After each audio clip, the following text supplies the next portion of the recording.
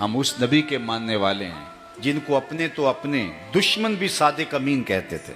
مجھے بتائیے، اگر ہم اس نبی کے عاشق ہیں تو ہماری زبان جھوٹ کی بدکاری کیسے کر سکتی ہے؟ ہم اپنے عشق کا جائزہ لینا ہے۔ یہ تو ہمارا دعویٰ ہے ہماری زبان سے کہ ہم بہت بڑے عاشق رسول ہیں، ہم محب رسول ہیں، مبارک ہو اگر ہم ہیں، لیکن ہم دیکھیں کہ ہمارے آقا و مولا کا وصف نمایاں کافر بھی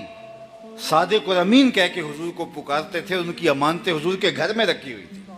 جب حضور کو شہید کرنے کے لیے وہ جتھے لے کر حضور کے گھر کا گھراؤ کر رہے ہیں، اس وقت بھی ان کی امانتیں حضور کے گھر میں تھی، بلکہ حضور نے حضرت علی المرتضیٰ کو اپنے بستر پہ لٹایا اور کہا کہ صبح اٹھنا، ان کی امانتیں دینا اور تم بھی مدینے چلے آنا۔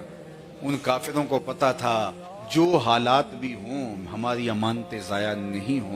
ہونے والی، اور ادھر حضور نے ثابت کیا تمہارا رویہ کیا ہے، تم میری زندگی کا چراغ بجھانے آئے ہو اور میں محمد تمہاری امانتوں کی حفاظت کے لیے علی کو اپنے بستر پہ لٹا رہا۔ اور ہم تو جس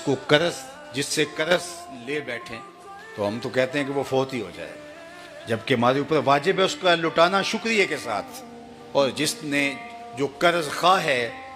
اس کو دلیلیں دینی پڑتی ہیں کہ مجھے بڑی ضرورت پڑ گئی ہے، یہ میرا بڑا اہم کام ہے، اس کو ثبوت فراہم کرنے پڑتے ہیں کہ جناب وہ جو آپ نے مجھ سے قرض لیا تھا وہ واپس کر دیں، مہربانی کریں، مجھے ضرورت پڑ گئی ہے۔ حالانکہ